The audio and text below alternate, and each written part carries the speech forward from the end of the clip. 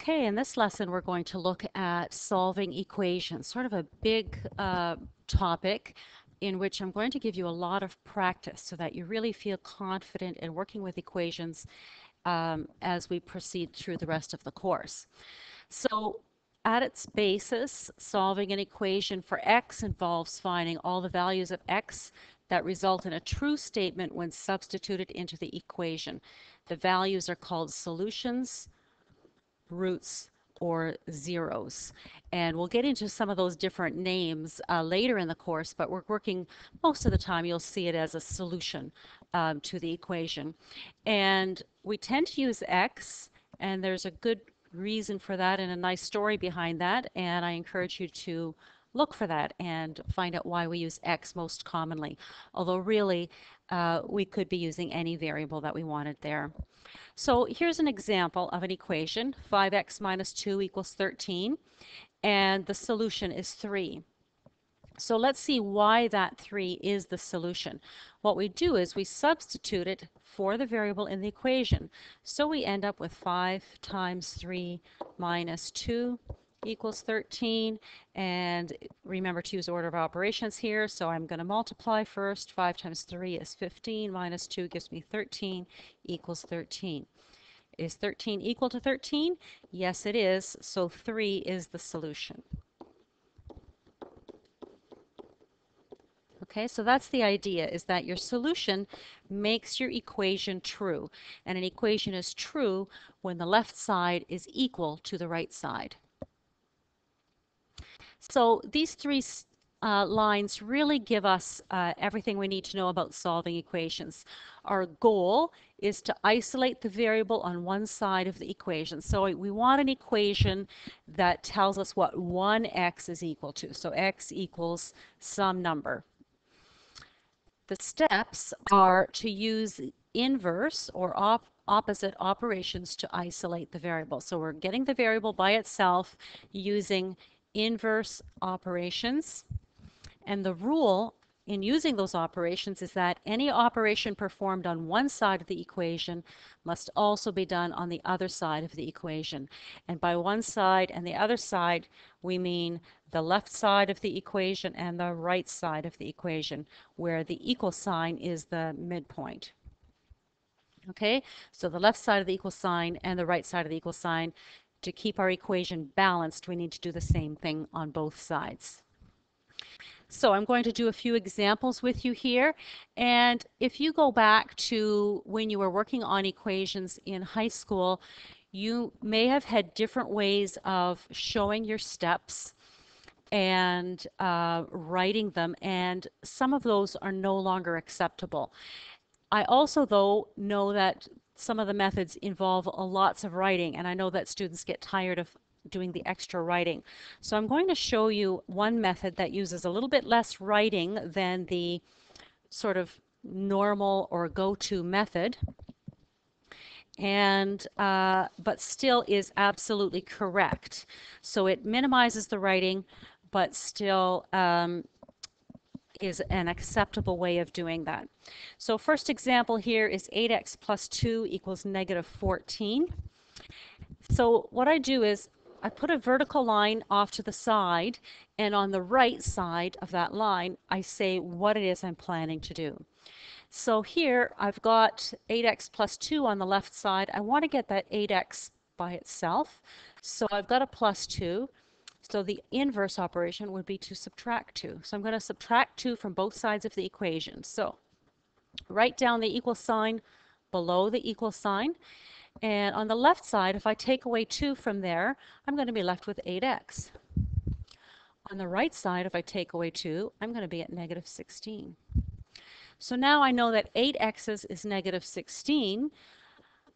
I want to find out what 1x is. So if I divide that by 8, 8 divided by 8 gives me 1. So then I'll have my 1x that I want.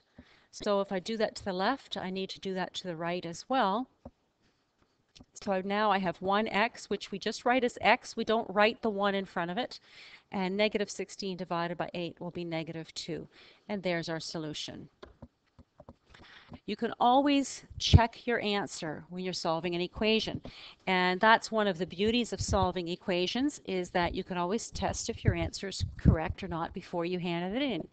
And we do that the way we just did that above with the earlier example. We substitute it into the equation and check if the left side equals the right side. So to check, we'll do 8 times negative 2 plus 2 equals negative 14. So 8 times negative 2 is negative 16, plus 2 equals negative 14.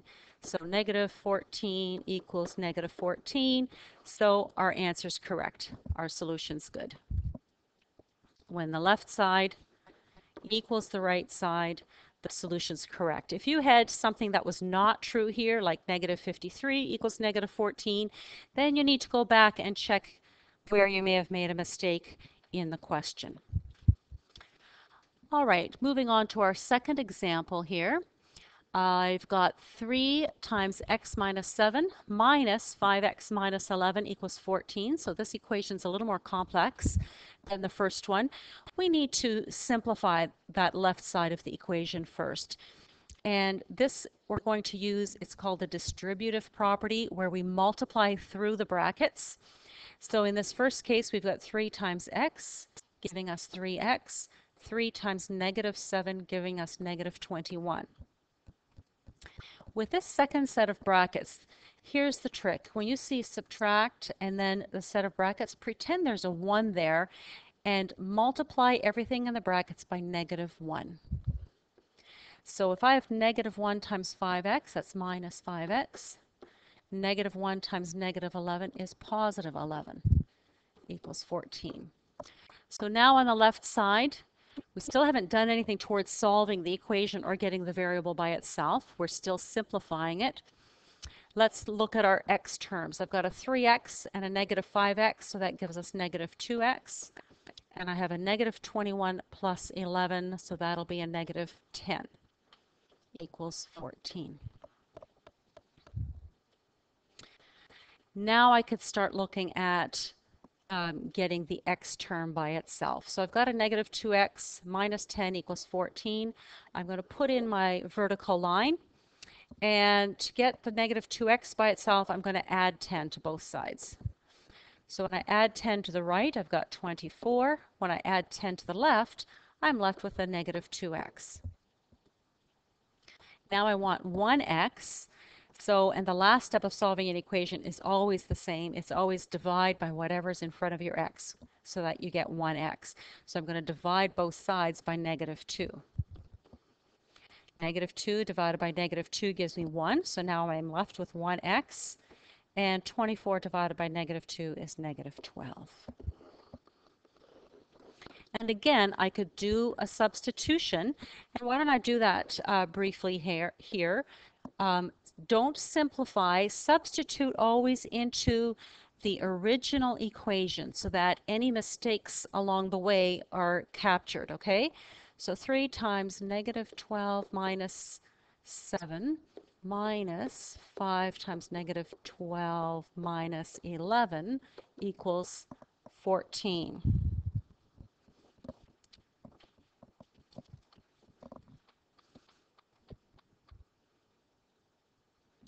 I accidentally hit the scroll bar there. Okay, so negative 12 minus 7 will be negative 19. So 3 times negative 19 minus 5 times negative 12 will be negative 60. Minus 11 will be negative 71 equals 14. 3 times 19, well, 3 times 20 is 60, so 3 times 19 will be 57. So negative 57 plus, because I'm subtracting a negative, 71 equals 14. And sure enough, negative 57 plus 17 gives me 14 equals 14. So our answer of negative 12 is correct. All right, one more example to look at. I've got 3 times, sorry, it's question 3. I've got 5 times x plus 2 equals 7 plus 2 times 3x minus 1. So this time I need to do some simplifying on both sides of the equation. And again, I'm going to use the distributive property to simplify both sides first. You may want to press pause and try it yourself, and then press play and check how you did with that, okay? So on the left side, after I do that multiplication, I don't know why that's disappearing. On the left side, when I do that multiplication, I'm going to get 5x plus 10 equals 7 plus, and that'll be 6x minus 2.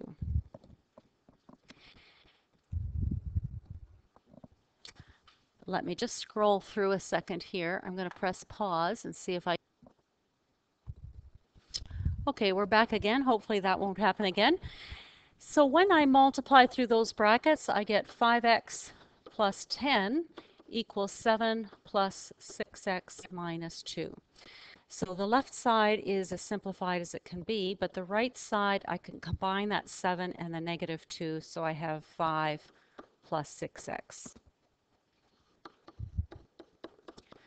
Okay, so now I have x's on both sides of the equation. So I want to get rid of it from one side. So if I decide I want to get rid of the plus 6x that's on the right, I can subtract 6x from both sides of the equation. When I subtract 6x from the left, I'm left with 5. When I subtract 6x from the left, I get negative 1x plus 10. So now I've got my x's all on one side, but I want to get rid of that plus 10. So I'll subtract 10 from both sides. So on the right, I'll have 5 minus 10, which is negative 5. And on the left, I've got negative 1x. I'm almost there. I want to know what positive 1x is. So the quick way is just change the sign on both sides. That would work. Technically, what we're doing is dividing both sides by negative 1 to give us a positive 1x equals positive 5. And we're finished. And again, you could check the solution by, again, substituting into the original equation, not into one of the simplified versions. Because then if you simplified first and made the mistake there, by substituting only into a simplified one, you might not catch mistakes that are there. Again, I'll give you lots of practice on solving equations, including equations with fractions. Should be lots of fun.